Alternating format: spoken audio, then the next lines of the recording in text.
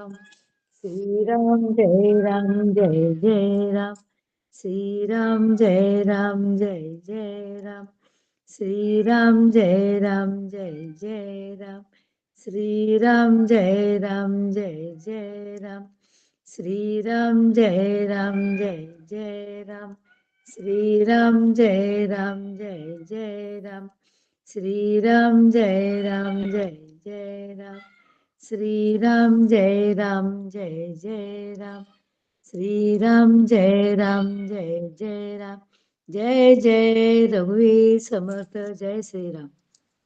सर्व समर्थ भक्तांना जय जय रघुवीर समर्थ. मी आदरणीय समर्थ भक्त मयुरीताईंना विनंती करतो की आपण निरूपण सुरू करावं. जय जय रघुवीर समर्थ. रामकृष्ण हरी.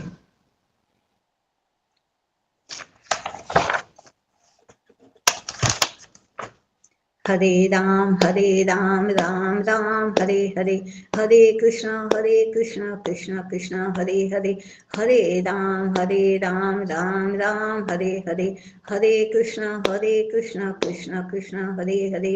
सद्गुरुनाथ महाराज की जय.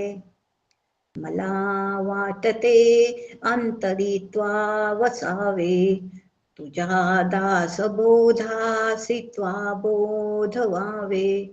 अपत्या परी पाजवी प्रेम रसा, महाराज या सद्गुरु रामदासा. जय जय रघुवीर समर्थ. शुका सारिखे पूर्ण वैराग्य जाचे, वचिष्ठा परी ज्ञान योगेश्वराचे. कवी वाल्मिका सारिखा मान्य ऐसा, नमस्कार माझा सद्गुरु रामदासा. जय जय रघुवीर समर्थ. ब्रह्मानंदं परमसुखदं केवलं ज्ञानमूर्तिं, द्वन्द्वातीतं गगनसदृशं तत्त्वमस्यादिलक्ष्यम्. एकं नित्यं विमलमचलं सर्वहि साक्षीभूतं, भावातीतं त्रिगुणरहितं सद्गुरुं तं नमामि. गुरुर्ब्रह्मा गुरुर्विष्णू गुरुर्देवो महेश्वरः, गुरुर्साक्षात् परब्रह्म तस्मै श्री गुरुवे नमः. सदाशिवसमारम्भां शङ्कराचार्यमध्यमाम्, अस्मदाचार्यपर्यन्तां वन्दे गुरुपरम्पराम्. वन्दे गुरुपरम्पराम्, वन्दे गुरुपरम्पराम्. सद्गुरुनाथ महाराज की जय.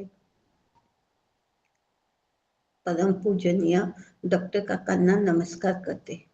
परम पूजनीय माझे श्री गुरु आदरणीय डॉक्टर सुनील दादा लुले यांच्या चरणी लोटांगण घालते. आदरणीय शैलाताई यांना नमस्कार करते.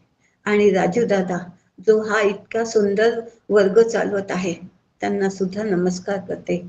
आणि आज श्रोते आपण जगदीश मूर्ती आपण सगळ्यांना नमस्कार करते आणि आजच्या चिंतनाला सुरुवात करते. आपण काल प्रकृती पुरुष थोडस बघितलं आणि त्या अंतर्गत पहिल्या समासापासून तर 6व्या समासापर्यंत आपण त्याचा थोडासा आढावा घेतला की ज्या योगे आपल्याला जो अभ्यासायचा आहे जगत जीवन निरूपण, त्या बाबतीत आपल्याला थोडस म्हणजे आपलं मनस्थिती तयार होईल. आपला तो आढावा पुढच्या अभ्यासासाठी आपलं मन तयार होईल. की आपण नेहमी हे ऐकत आहोत याच्याबद्दल काही वाद नाही आहे, पण आपण मनुष्य आहोत, ते विस्मरणात जाण्याची शक्यता आहे. म्हणून ते तत्श्रवणम तत्कथनम ते पुन्हा पुन्हा ऐकावं लागते, ते पुन्हा पुन्हा मनन करावं लागते. त्यासाठी थोडस आपण मागचा सगळा आढावा घेतला. आणि 6व्या समासामध्ये आपण बघितलं देहांत निरूपण ज्याचं नाव आहे.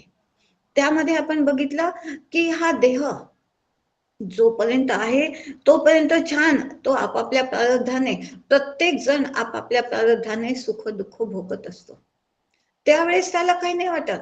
पण ह्याचा अंत कसा झाला पाहिजे ह्याच्यासाठी आपल्या सगळ्यांना फार तळमळ लागलेली असते, की माझं देहांचं अंत असा झाला पाहिजे, तेव्हा उत्तरायण असलं पाहिजे, शुक्ल पक्ष असला पाहिजे, माझे मुलं बाळ सोबत असले पाहिजे सगळे, आणि शेवटी गंगाजल टाकणारे, हे सगळे जी आपण भावना धरून ठेवलेली आहे, तर तिथं समर्थ म्हणतात ते ही सगळी कल्पना आहे की माझा देह जाणार आहे, जन्मदेहाला मरण देहाला मी न कधी मरणार. सद्गुरु काय तुझा अधिकार, हा अधिकार श्री गुरु आपल्याला देतात की मी देह नाहीच आहे. ह्या विचारांवर श्री गुरु आपल्याला घेऊन जातात, आणि जो आपण हे देह तादात्म्य घेतलेला आहे आणि त्यामुळे ह्या देहाला जन्म झालेला आहे आणि ह्या देहाला मरण येणार आहे, ह्या कल्पनेतून, ही एक कल्पना आहे आणि कल्पनेला कल्पनेनेच मोडावी लागते. पहिले काय कल्पना होती आपली की मी देह आहे आणि हे सगळं जगत, देहादी जगत सगळं सत्य आहे. आणि आता श्री गुरूंच्या कृपेने मला कळलं आहे मी आत्मा आहे, आणि बस ही सुद्धा एक कल्पना आहे. त्या कल्पनेला ह्या कल्पनेने मिटवायचं. जसं आपण काट्याने काटा काढतो तसंच ही एक कल्पना आहे, आपलेच विचार आहेत, आणि हे श्री गुरुनुसारी विचार देऊन आपण त्या विचारांना बाजूला सारायचं आहे. असं आपण शेवटी काल हा आढावा घेतला आणि थांबलो होतो. आज आपण पुन्हा आपल्या जो समास आहे जगत जीवन निरूपण, ह्या समासाकडे वळू आणि पहिले प्रकृती पुरुष आणि ह्या जगत जीवनाचं काय थोडस संबंध आहे हा बघू, आणि मग आपल्या समासाकडे आपण वळू.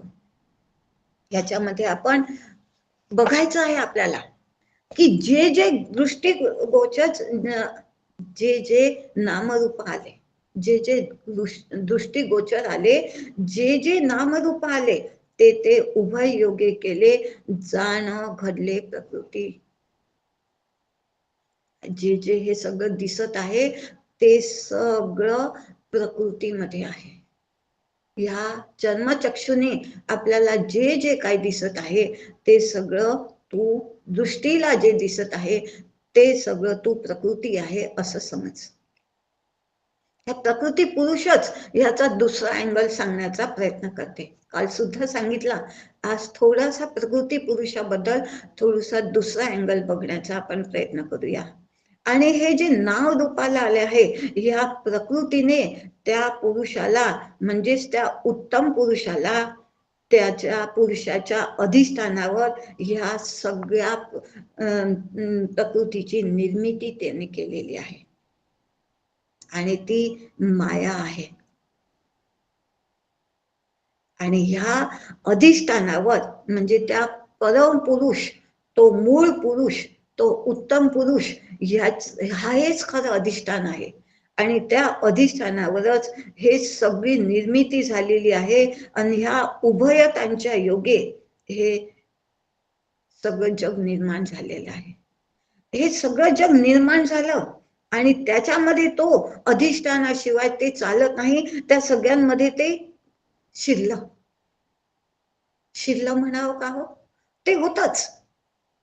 पण आता आपल्याला समजण्यासाठी आपण असं म्हणूया, ते अध्यस्त जे जगत आहे त्याच्यामध्ये हे अधिष्ठान, त्याच्याशिवाय ते चाललं नसतं, म्हणून ते त्याच्यामध्ये केलं. असं हे प्रकृती पुरुषाच्या संदर्भात आपण विचार करायचा, आणि आम्ही नेहमी अशाच विचारामध्ये राहायचं की प्रकृती हे अध्यस्त आहे, जग हे अध्यस्त आहे, आणि त्याचं अधिष्ठान तो पुरुष, तो उत्तम पुरुष तो आहे. आणि ह्याच विचारावर नेहमी आपण देहादी जगताच्या कडे बघायचं, आणि ह्याचा परिणाम काय होईल, तर आपण ह्या देहादी जगताचा चिंतनात न राहता त्या अधिष्ठान रूप जो उत्तम पुरुष आहे त्याच्या चिंतनाकडे, त्याच्या चिंतनात आपण नेहमी राहू. आणि हे जग जरी दिसत आहे तरीही त्या अधिष्ठान रूप उत्तम पुरुष जो आहे तो उत्तम पुरुषाच्या चिंतनामध्ये आपण सगळे राहू. हे या अभ्यासाचं ध्येय आहे. या अभ्यासामुळे आपण त्या अनुसंधानात, त्या उत्तम पुरुषाच्या अनुसंधानामध्ये नेहमी राहू. त्यासाठी आणि त्या चिंतनामध्ये मग जसं आता आपण सुरुवातीला बघितलं, ह्या उत्तम पुरुषाच्या चिंतनामध्ये जर आपण देह ठेवला, मग हा देह कुठेही पडला असा जो त्या अधिष्ठानाच्या चिंतनात जो संत पुरुष जे असे या अधिष्ठानाच्या चिंतनात असतात ना, ते संत श्रीगुरु असे मोठे ज्याला आपण म्हणू ते असतात. आणि त्यांचा देह मग इथं घरात असावा की बाहेर असावा, कोणतं आयन दक्षिणायन असो की उत्तरायण असो, त्यांना काहीही फरक नाही पडत. चिंतनाचा विषय काय आहे यावर सगळा खेळ आहे. आणि तो खेळ आपल्याला समजून घ्यायचा आहे की मला मरणाच्या वेळेस कोणतं चिंतन असावं. आणि ते चिंतन ते एका क्षणात येत नाही, नेहमी सातत्य. आणि हे सातत्य आपल्याला टिकवता आलं पाहिजे, म्हणून हा सगळा खटाटोप आहे. आणि त्याच्यासाठी राजूभाऊ आपल्याला सगळ्यांना घेऊन चालत आहे. फार आनंदाची गोष्ट आहे. प्रभात काळी ज्याचं चिंतन होत असते ते चिंतन दिवसभर टिकत असते. आणि आपण हे प्रभात काळी चिंतन करत आहोत. प्रभाते मनी राम चिंतित जावा. हे प्रभात काळचं चिंतन ते उत्तम पुरुषाचं चिंतन. आणि असं करता करता हे अनुसंधान, हे सातत्य नेहमी आपलं टिकत राहील. आणि या देहादी जगताची व्यवस्था बघायसाठी मग आपण भले ह्या देहाने काम करत असू, पण चिंतनाचा विषय परब्रह्म, तो पुरुष, इकडे आपली वाटचाल राहील. आणि मग मी स्वतः करता नसून तो करता आहे, त्याच्या अधिष्ठानावर हा देह करत आहे, ही जाणीव आपल्याला नेहमी राहील. आणि मग अशा आपण त्या जाणीवेमध्ये जर आपण नेहमी राहिलो तर ह्या जन्म मरणाच्या चक्रातून सुटणं आपल्याला सोपं जाईल. आणि हेच या अभ्यासाचं ध्येय आहे. या समासामध्ये शेवटी बघा तुम्ही, शेवटच्या 3 ओवी 28, 29 आणि 30, ह्या 3 ओवींमध्ये समर्थांनी तेच सांगितले आहे की ऐसी हे दृष्टीची चाले, संपत्ती दुपाची सावली, वयसी तरी निघून गेली हळूहळू. बाळ तारुण्य आपुले, वृद्धाप्य प्रचितीस आले, ऐसे जाणून सार्थक केले पाहिजे कोणी एके. आपलं हे जीवन सार्थक केलं पाहिजे आणि त्याच्यासाठी हे चिंतन. आणि त्याच्यासाठी हे जे देहादी जगताचं आपल्याला सगळं दिसत आहे की हे माझी मुलं बाळ, माझी संपत्ती, माझे हे लौकिकातलं सगळं, हे माझा इतका सुंदर देह, मी अशी आहे, मी ते आहे, मी ते आहे, मी गोरी आहे, मी काळी आहे, मी उंच आहे, मी ठेंगणी आहे, हे जे आपण देहादी जगतामध्ये रमत आहोत ते सगळं जाणार आहे. वृद्धापक प्रचितीस आले. आणि ही प्रचिती आपल्या सगळ्यांना मिळत आहे. आणि अजूनही म्हणतात वेळ गेलेली नाही, काहीतरी केले पाहिजे. ऐसे जाणून सार्थक केले पाहिजे कोणी एक. या मनुष्य देहाचं सार्थक फार किमती आहे हा मनुष्य देह.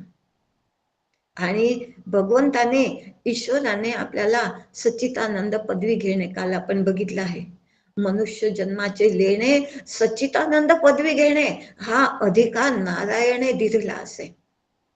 आणि मी माझा तो अधिकार वापरून काहीतरी सार्थक, म्हणजे कोणतं सार्थक म्हणायचं आहे समर्थांना, जन्म मृत्यूच्या चक्रातून सुटणं हे या मनुष्य देहातून मी करून घेतलं पाहिजे. इतर कोणत्याही योनीमध्ये हे हा अधिकार नाही आहे, फक्त मनुष्य देहातच आहे.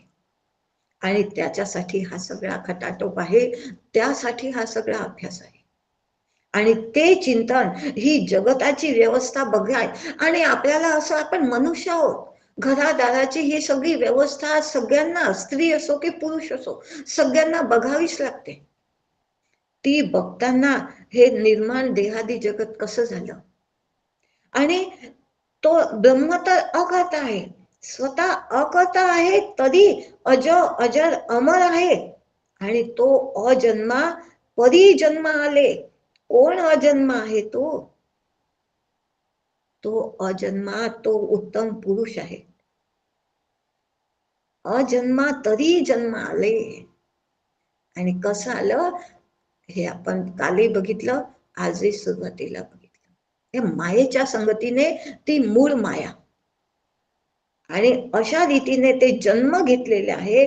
तो अकर्ता तरी कर्म करी आणि अकर्मही आहे. तो मुळातच तो उत्तम पुरुष आहे, अकर्म आहे, तरी त्याने देहादी जगत सर्व निर्मिती केली. आणि असं त्याने केलं, तरीही विदेही तरीही धारी. तो कोण आहे, तोच तो उत्तम पुरुष आहे.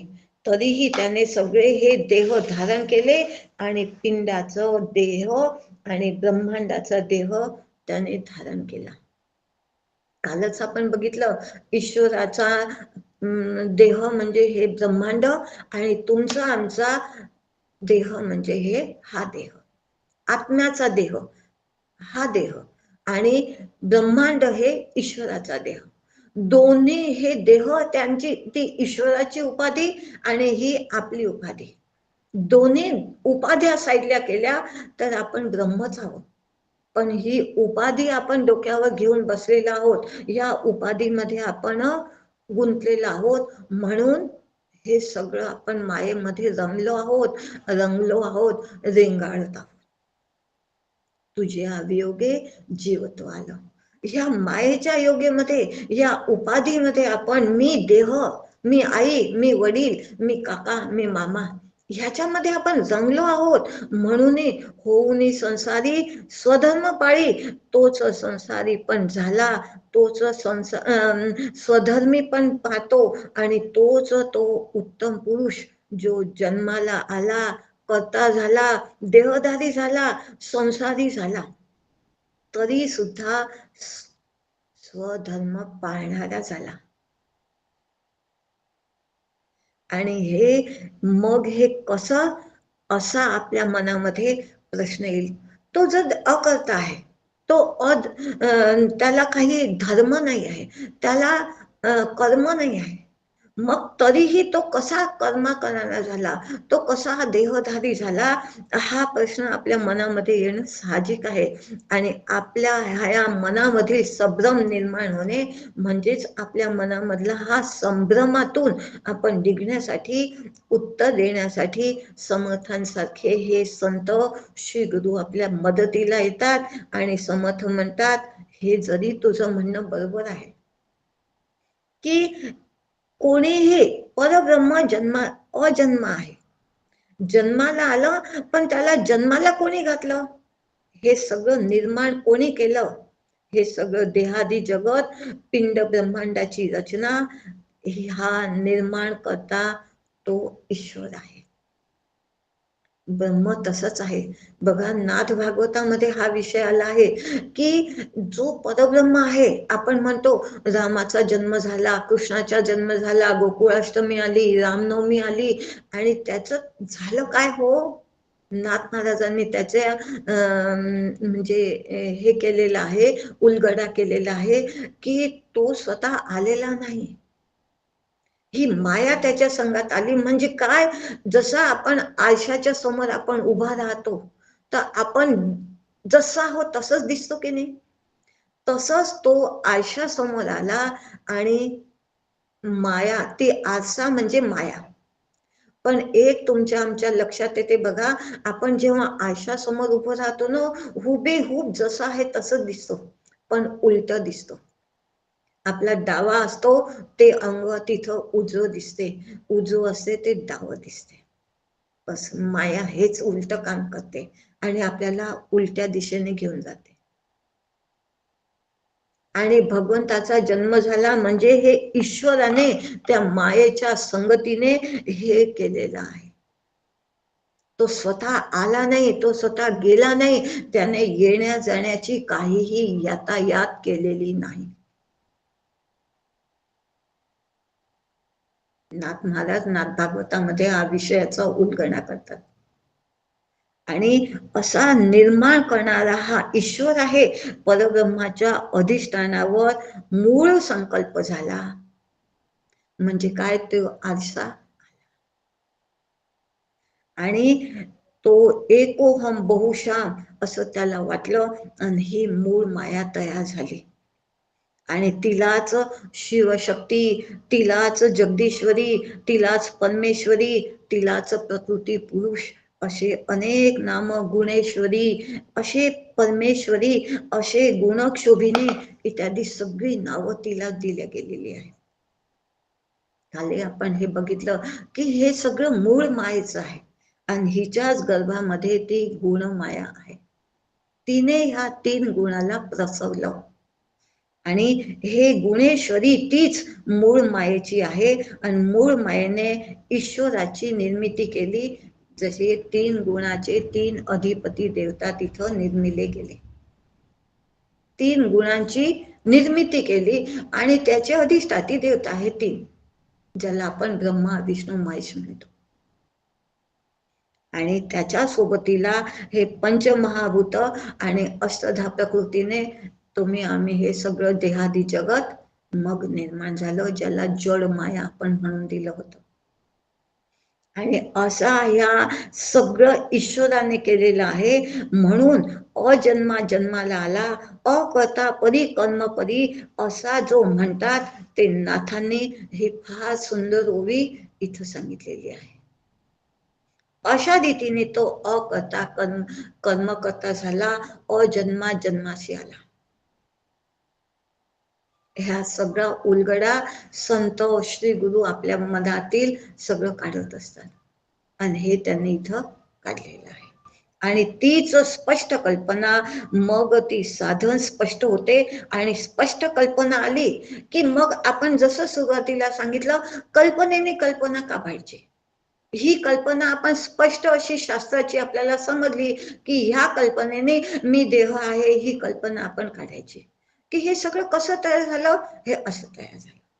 आणि अशा रीतीने ही प्रत्येकाची भूमिका आपण जर आपल्या मनाने तयार करून घेतली की ईश्वर काय आहे, ब्रह्म काय आहे, जीव म्हणजे मी काय आहे आणि ह्या जगताशी माझा काय संबंध आहे, ईश्वराशी माझा काय संबंध आहे, ह्या सगळ्या मीमांसा म्हणजे जीव मीमांसा, ईश्वर मीमांसा, जगत मीमांसा आणि ब्रह्म मीमांसा,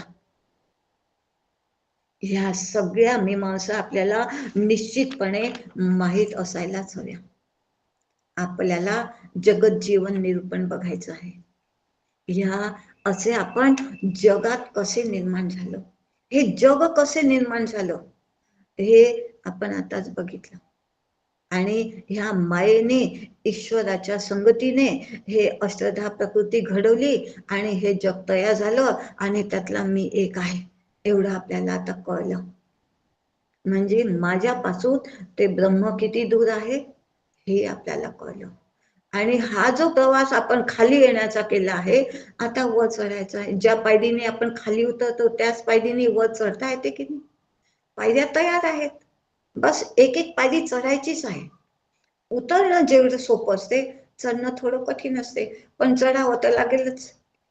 बस हे जगत जीवनामध्ये जसं सोन्याच्या सर्व वस्तूमध्ये ते सोनच असते, तसं ह्या जगामध्ये ते ब्रह्मच आहे ही कल्पना आपण पक्की ठेवायची की हे अधिष्ठान रूप जे ब्रह्म आहे ते ह्या प्रकृतीमध्ये, ह्या अध्यस्त रूपी प्रकृतीमध्ये ते आहे आहे आणि आहे.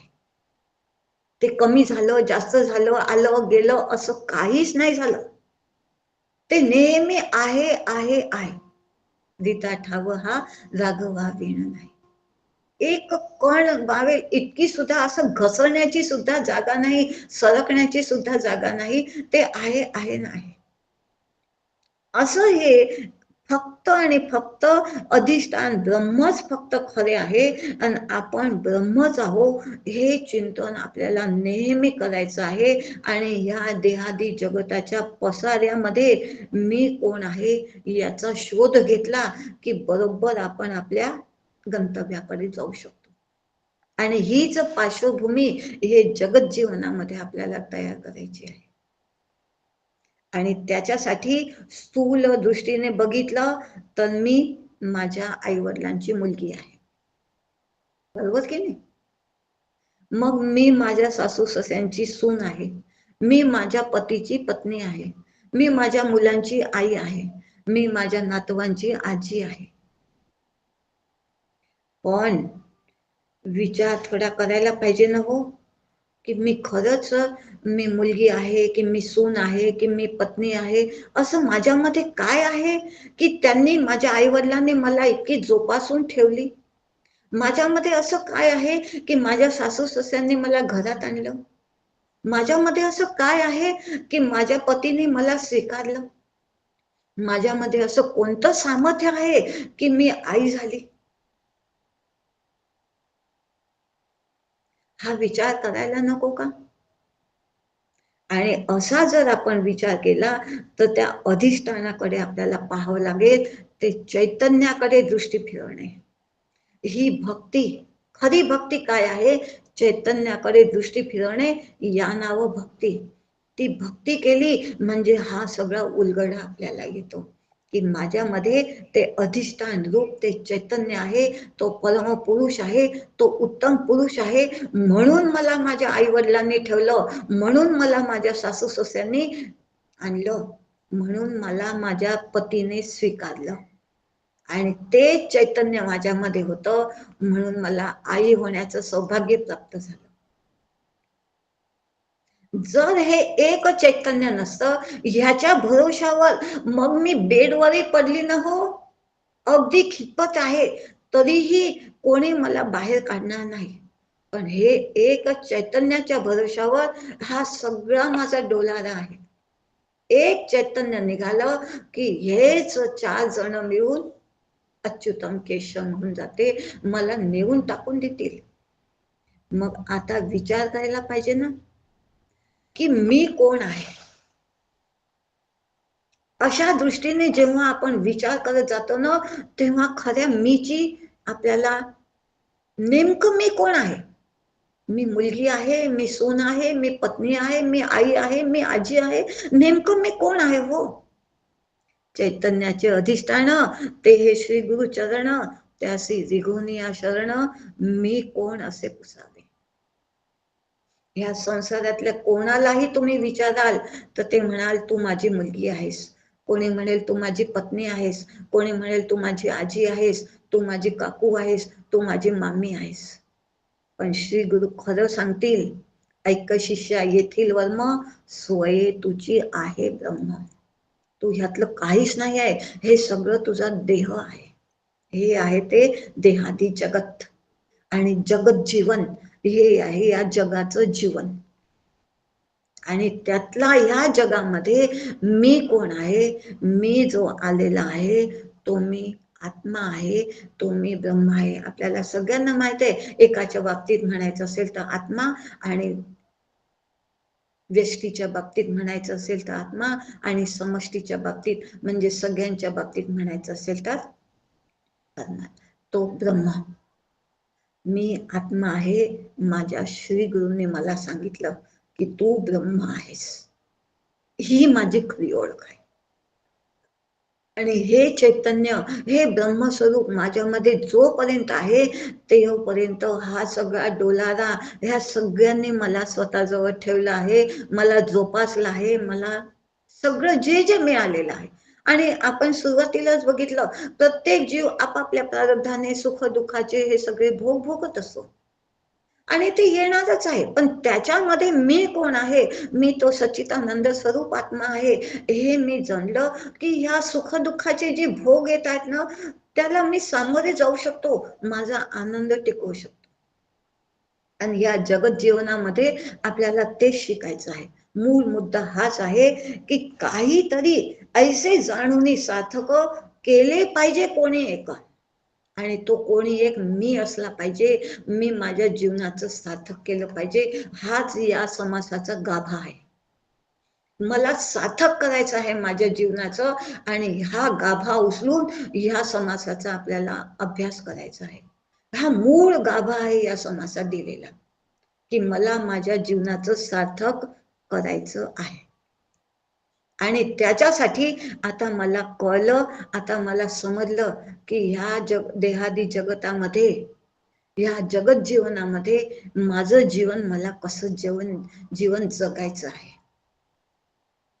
आणि त्यासाठी खरोखर मी कोण आहे हे मध्यवर्ती विचार आता मला आला आहे. कशाने? माझ्या श्री गुरुकृपेने. आणि अशा रीतीने मानवी देहाची ही अंतररचनेची कार्यपद्धती, त्यातील बिघाड, त्यातील रोग, त्यातील औषधी, त्या बाबतीत वैद्यकीयही पुष्कळ आहेत. जसं आपण हे देहादी जगताचं आई वडील भाऊ बहीण हे सगळं आपण बघितलं, त्याचं ह्या देहादी जगताचा अजून दुसरा अँगल बघूया, की हा माझा देह आहे. आई काका मामा हे जाऊ द्या, वेगळं ठेवा, पण अजून एक अँगल बघा, की ह्या देहाला बिमारी आली, ह्या देहाचे सगळं रोग, ह्या देहाला औषधी, हे सगळं त्याचं पुष्कळसं ज्ञान असणारे डॉक्टर आणि ते फिजी करणारे ते सगळे नवीन नवीन औषधी सगळ्या शोधून काढतात. आणि ते ज्ञान संपादन करणं म्हणजे या देहाबद्दलचं फार मोठं कौतुकास्पद ते आहे सगळं. त्याच्याबद्दल अजिबात वाद नाही आहे. ते ज्ञान संपादन झाल्यावर हे शास्त्रज्ञ सतत मी मी मी म्हणून हे सगळं करत असतात. मी हा शोध लावला, ह्या देहाचे सांभाळ करणारं. डोळ्याचे डॉक्टर म्हणतात, कानाचे डॉक्टर म्हणतात मी हा शोध लावला. डोळ्याचा डॉक्टर म्हणतो ह्या औषधीने मी पुन्हा डोळा बसवला. हे नाक कान डोळे सगळ्या प्रत्येक अवयवांचं स्पेशलिस्ट आता निघाले आहेत. आणि त्यामध्ये त्यांना फार म्हणजे कौतुकास्पद त्यांनी सगळं म्हणजे हे केलेलं आहे, प्रगती केलेली आहे.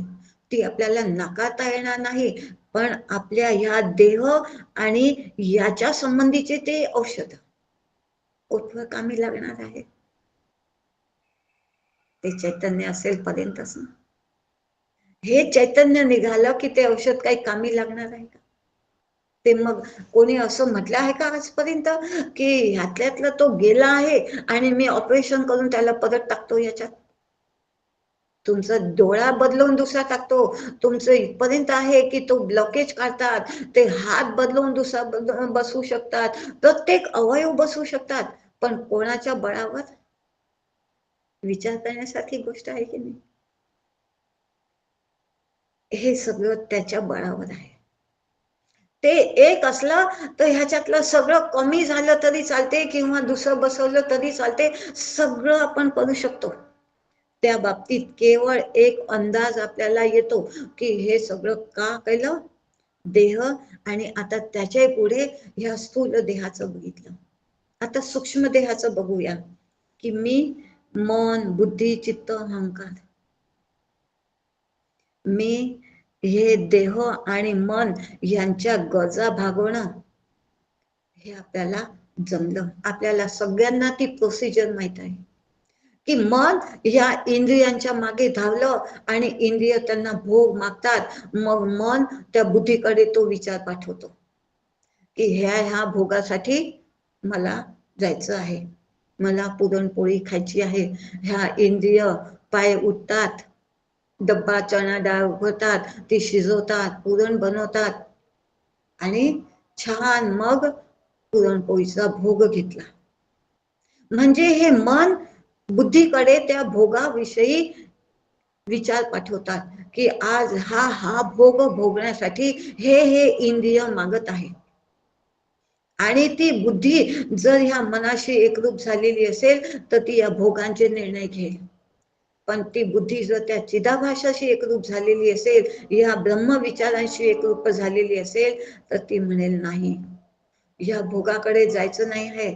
आपल्याला ह्या मनाला ती शास्त्रानुसारी निर्णय घेते आणि शास्त्रानुसारी वागायला शिकवते. आणि मग मन पुन्हा या इंद्रियांकडे येते, की ह्या सगळ्यांपासून आपल्याला रोखते. आणि मग आपण भोगाकडे न जाता आपण आपल्या, जसं आपण पाहिलं की काही एक केले पाहिजे सार्थक. हे काहीतरी सार्थकी जाण्यासाठी ह्या मन त्या सार्थकाकडे काय केलं पाहिजे, सार्थक माझं जीवन जाण्यासाठी काय केलं पाहिजे हे ते सांगते. आणि तेच आपल्याला म्हणजे मन सुद्धा नेहमी बदलत राहते. विषय भोगण्याचे सुख घेते, घडीमध्ये इकडे दंग होते, घडीमध्ये तिकडे दंग होते. म्हणजे हे बदलते असते, ते मन मी नाही.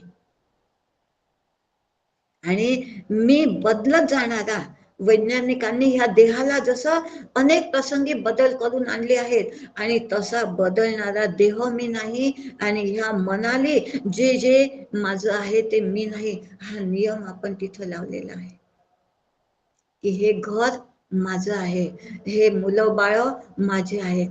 अजून जवळ या, हा देह माझा आहे, हात माझा आहे, कान माझा आहे.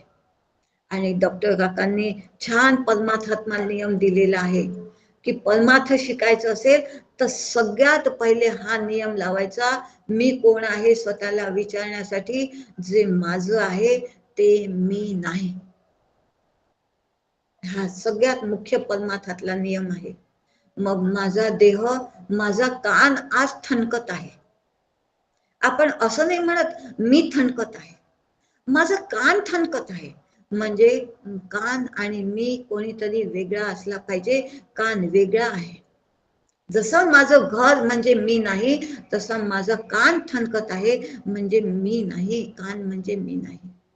हे देहाच्या बाबतीत आपण हा विचार केला. तसंच मन म्हणजे मी नाही, बुद्धी मी माझे असं प्राण आहे का मग, असंही काही वेळा आपल्या मनामध्ये येईल की माझे म्हटले की माझे प्राण आज कासावीस होत आहे. म्हणजे हा प्राण म्हणजेही मी नसला पाहिजे. असे हे अस्पष्ट असा मी बदलणारा, अस्पष्ट विसंगित व्यवहार करणारा निश्चितच मी नाही. आणि वैज्ञानिकांनी संशोधन केलं आणि स्वतःला वेगळा समजतो तो, आणि ते संशोधन त्याचं वेगळं. आणि त्या मनाला, बुद्धीला आणि चित्ताला अजून ते काहीही बदलू शकले नाही. ते बदलण्याची, मनस्थिती बदलण्याचे काम श्री गुरूंनीच केलेलं आहे. भवरोगाचे, मी माझ्या श्री गुरूंना नेहमी म्हणत असे, तुम्ही डॉक्टर की सोडली नाही, तुम्ही आता भवरोगाचे डॉक्टर आहात, देहाचे नाही. तुम्ही आता भवरोगाचे डॉक्टर.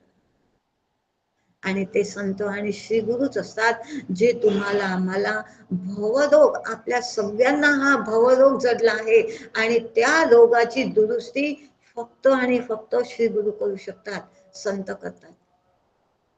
आणि हे जगत जीवनामध्ये हा भवरोग कसा निघेल त्याचाच अभ्यास आपल्याला करायचा आहे.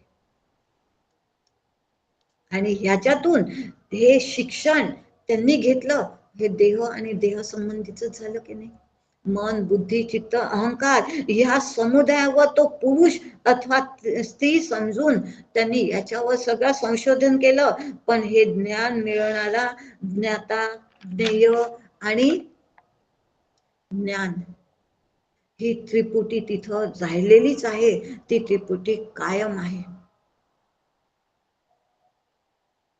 आणि त्याच्यासाठी ही त्रिपुटीचं संशोधन कितीही प्रगत झालं तरीही, जग हे सायंटिस्ट कितीही प्रगत झाले तरी ही त्रिपुटी त्यांना काढता आलेली नाही आहे.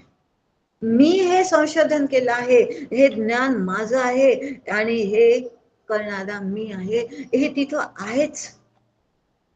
म्हणून ह्या संवेदनशील असा सूक्ष्माचा वेध घेणारी यंत्रणा वापरली तरीही कितीही स्टेटस्कोप म्हणा, काही म्हणा, सगळ्यातच जास्त जी आहे ती त्याच्यापेक्षा बारीक असेल, तरीही या पंच ज्ञानेंद्रिय आणि या बुद्धीच्या आव्याकातच ते संशोधन त्यावर निष्कर्ष काढू शकले आहेत. याच्या पलीकडे ते तत्व आहे जे इंद्रियांच्या आव्याकात येऊ शकले नाही, म्हणजेच ते स्वसंवेद्य आहे. आपण म्हणतो ते गेले, त्यांचा जीव गेला. जीव गेला म्हणजे काय झालं? कुठून गेला? आला होता तर कुठून आला होता आणि गेला तर कुठून गेला? आजपर्यंत एकही संशोधक याच्यावर उपाय काढू शकला नाही, बघू शकला नाही. जाणाऱ्याला आणि येणाऱ्याला सुद्धा या संशोधनाची पद्धत तिथं उपयोगी पडलेली नाही. आणि गीतेमध्ये भगवानने म्हटलेलं आहे, म्हणजे ज्ञानेश्वरीतली ओवी आहे, सर्वस्व आमुचे गुढ परी दाविजे तुझं उघड, आता इंद्रिया नेवनी कवाड हृदयी भोगी. आता हे गुढ मी तुला सांगतो, संत सांगतील, श्री गुरु सांगतील, हे इकडचे कोणीही तुम्हाला आम्हाला सांगू शकले नाही. संत म्हणतात मी सांगतो, माऊली म्हणतात मी तुला हे गुढ उघडून दाखवतो, पण त्याच्यासाठी तुला ह्या इंद्रियांची दारं बंद करावी लागतील. ह्या इंद्रियांनी ते तुला मिळणार नाही, ते तुला जाणवणार नाही. ते स्वसंवेद्य आहे, म्हणजे या इंद्रियांद्वारे मनाद्वारे ते जाणता येत नाही. 9व्या अध्यायातली 135वी ओवी. सर्वस्व आमुचे गुढ परी दाविजे तुझं उघड, आता इंद्रिया देऊनी कवाड हृदयी भोगी. ज्ञानेश्वरी. आणि अशा रीतीने माझे स्वरूप जे गुप्त आहे, मी तुला ते उघड करून सांगितलंय. आता इंद्रियांच्या दाराला त्यासाठी तू बंद केलं पाहिजे, तरच ते तुला समजायला येईल. आणि ह्या धनाचा भोग जे अनुभव आपण घ्यायला ते सांगितले आहेत, हे सगळे अभ्यासाने संशोधनाने आताच आपण बघितलं, ही पद्धत इथं कुठंही याच्यामध्ये कामी लागणारी नाही आहे. जे आपल्या देह आणि देहादी जगतीच्या संबंधीचे जे सगळे अनुभव आहेत ते ह्याच्यासाठी कामी लागणारे आहेत. संपूर्ण हे इथं निरुपयोगी पडणार आहे. आणि त्यासाठी हे भोवती असलेल्या अफाट जगाचा अभ्यास करून नेमका काय आहे, आपण नेमकं कोण आहोत, या जगाचा आणि माझा काय संबंध आहे, आणि याचा शोध ऋषी मुनींनी घेतला, संतांनी घेतला, श्री गुरूंनी घेतला. आणि मी सतत हा जो माझा बदलणारा देह, म्हणजे देह मी नाही. मी मात्र लहानपणात कसा होतो, यौवनात कसा झालो, म्हातारपणात कसा झालो, असा हा मला सहज याची ती जाणीव होती. लहानपणी मी तोच होतो त्याची, आणि यौवनात सुद्धा मी होतो, म्हातारपणात सुद्धा मी आहे. आणि ती जी मीपणाची जाणीव आहे, ती जाणीव म्हणजे ते ब्रह्म आहे. आणि हा देह सतत बदलत आहे, म्हणजे देह मी नाही, पण प्रत्येक याच्यामध्ये ती जाणीव होती. ते एक तत्व होतं. जसं मी उदाहरण घेऊन सांगितलं, मी मुलगी होती माझ्या वडिलांची, मी माझ्या सासऱ्यांची सून झाली, पतीची पत्नी झाली. ते होण्यासाठी ती एक जाणीव होती माझ्यामध्ये, जे चैतन्य होतं ते जाणीव ती कधीही बदलली नाही. तो माझं जे खरं ती आहे ती जाणीव, म्हणजे तेच ते परब्रह्म आहे.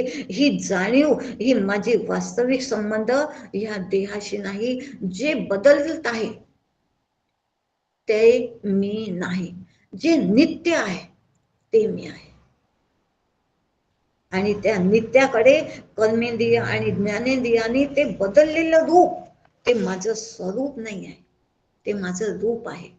बालपणी अगदी गोंडस, यौवनामध्ये अगदी सुंदर, म्हातारपणामध्ये किरपलेलं,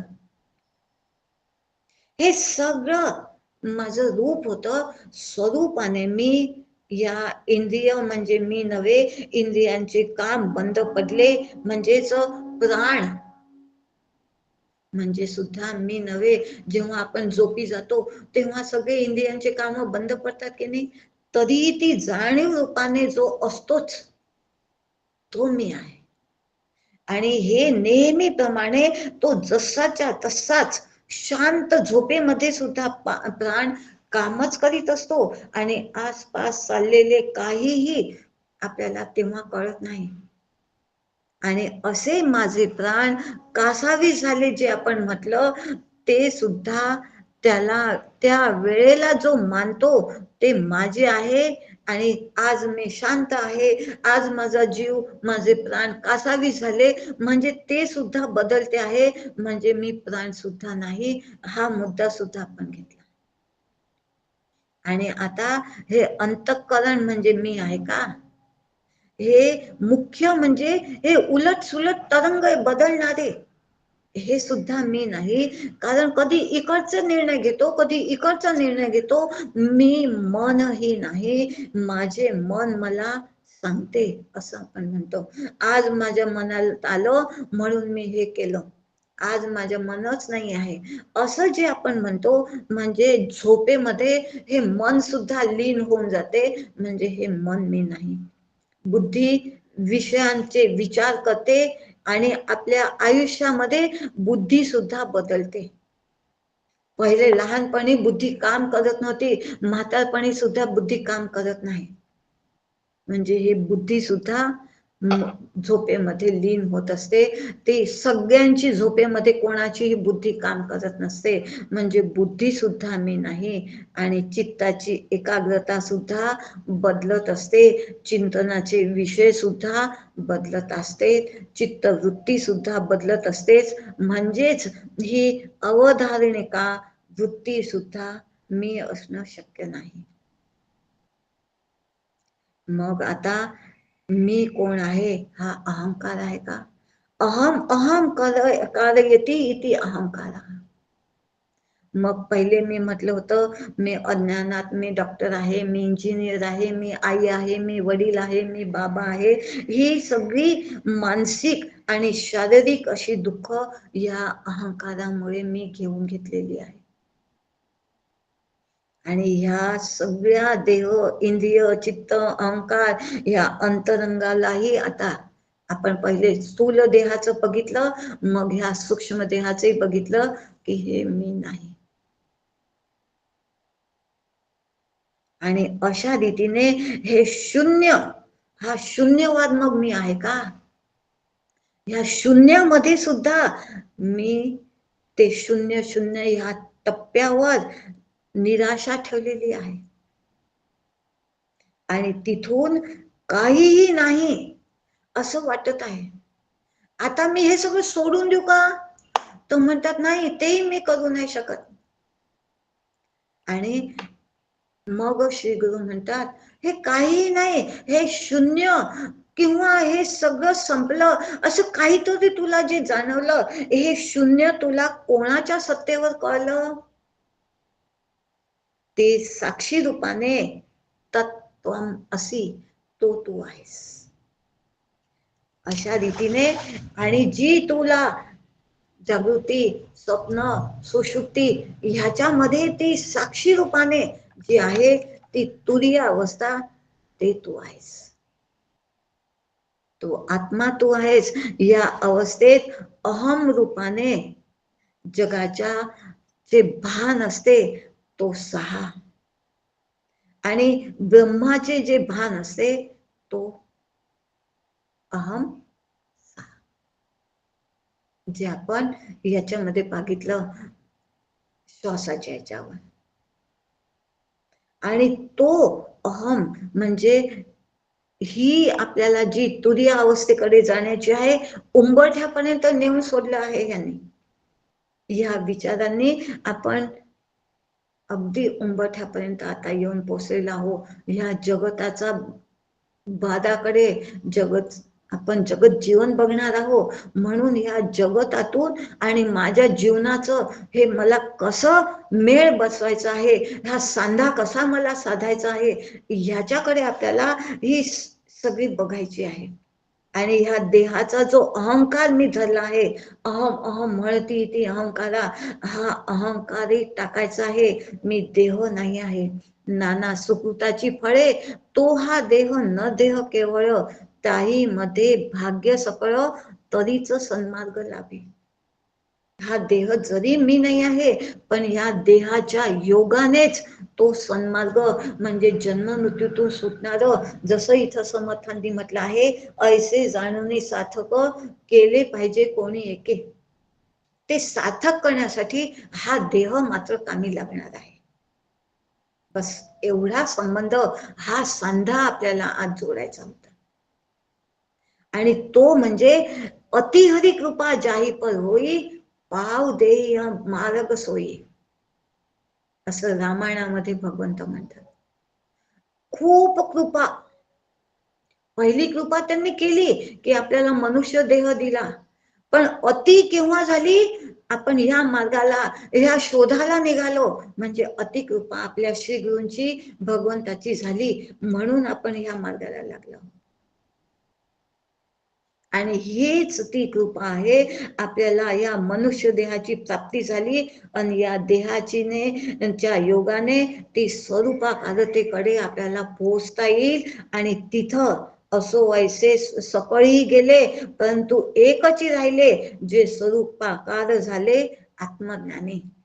बस ते सार्थक जे समर्थ म्हणतात, ते सार्थक काय करायचं आहे मला, ते स्वरूपाकार मला व्हायचं आहे. आणि ते स्वरूपी जे गेले, ते नेहमी आहे आहे आणि आहे, म्हणजे तो मी आहे, तत्वम असी, जे माझ्या श्री गुरूंनी मला सांगितलं, तू तो आहेस. आणि हे सगळं तू नाही आहेस. हे कसं, हे आज आपण पटवून घेतलं.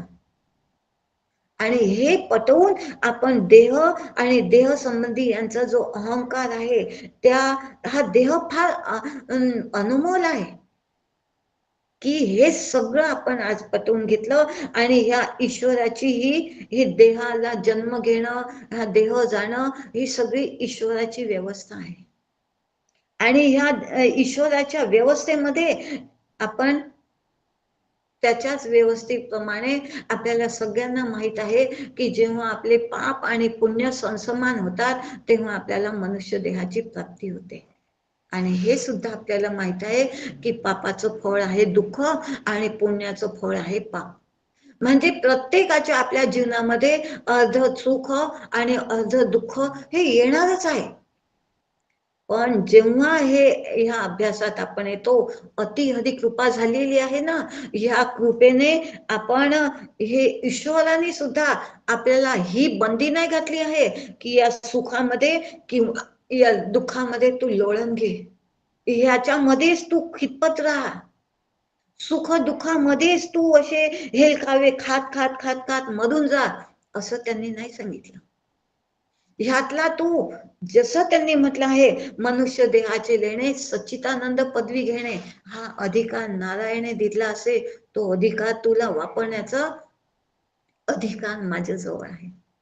काय म्हटलं, तो सच्चिदानंद पदवी घेण्याचा अधिकार ईश्वराने दिला आहे. आणि तो ईश्वराने दिलेला अधिकार मला वापरता येतो, तो माझा ठेवा आहे. आणि त्याच्यासाठी हे आज सांगितलं की ह्या सगळ्यांमधून मला बाहेर निघायचं असेल, तर मी ह्या ठेव्याकडे माझं लक्ष जाईल ना हो. म्हणून हे सगळं सांगितलं की हा ठेवा मला वापरायचा आहे. आणि समर्थ जे म्हणतात की हे सार्थक करायचं आहे, तो सार्थकी करणारा मी असला पाहिजे. आणि हे सार्थक मला करून घ्यायचं आहे. आणि त्याच्यासाठी माझ्या जीवनाचं ध्येय म्हणजे हे सार्थकी करणंच आहे. आणि हे ध्येय मला वापरायचं, पूर्ण करायचं आहे.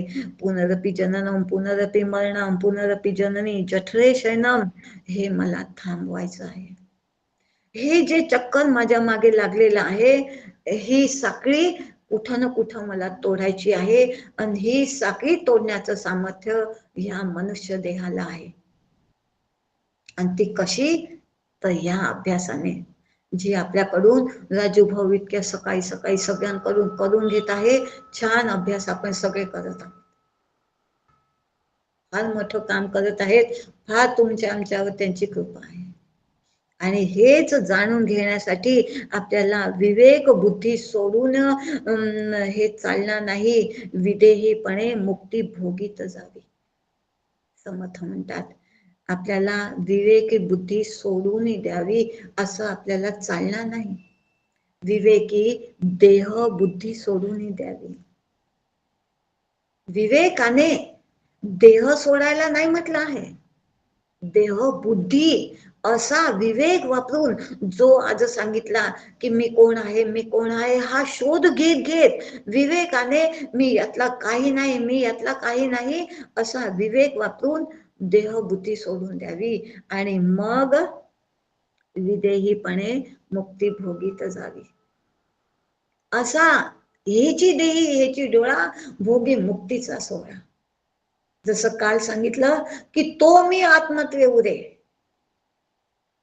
तसा मी आत्मा म्हणून उरलेला आहे आणि मी ते, आणि त्याच्यासाठी देह रक्षणा कारणे यत्न केला, परी शेवटी काळ घेऊन गेला.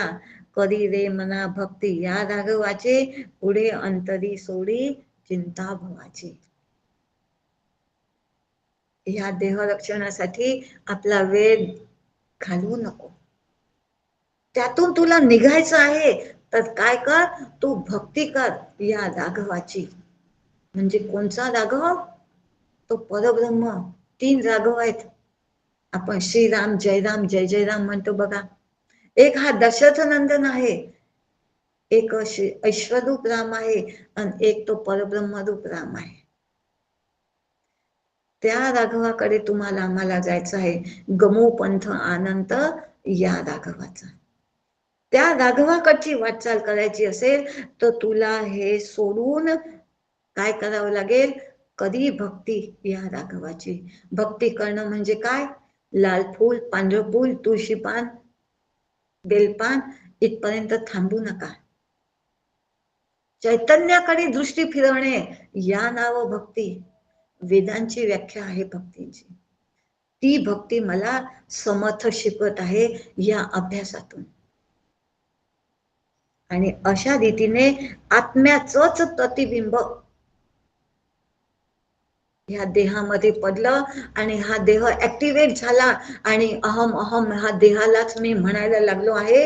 ह्याच्यातून निघून मला त्या व्यापकतेकडे, निरपेक्ष व्यापकते परब्रह्म आहे त्याकडे वाटचाल करायची आहे. म्हणून हे जगत जीवन निरूपण. असा ह्या जगत जीवन निरूपणाचा आढावा आपण घेतला आहे आणि तो त्या जगाचा म्हणजे देहादी जगाचा निराश करून मला ते साधायचं आहे, सार्थक करायचं आहे. असा आज आपण या पूर्ण समासाचा आणि प्रकृती पुरुषाचा आढावा घेतला. आता उद्या आपण प्रत्येक ओवीजवळ थांबून तो अभ्यास करूया. आज थांबूया. नमस्कार करते. श्रीराम जय राम जय जय राम. नामस्मरण कोण घेत आहे 13 वेळा? मी घेते दादा. हा, कोणीतरी एक जण घ्या.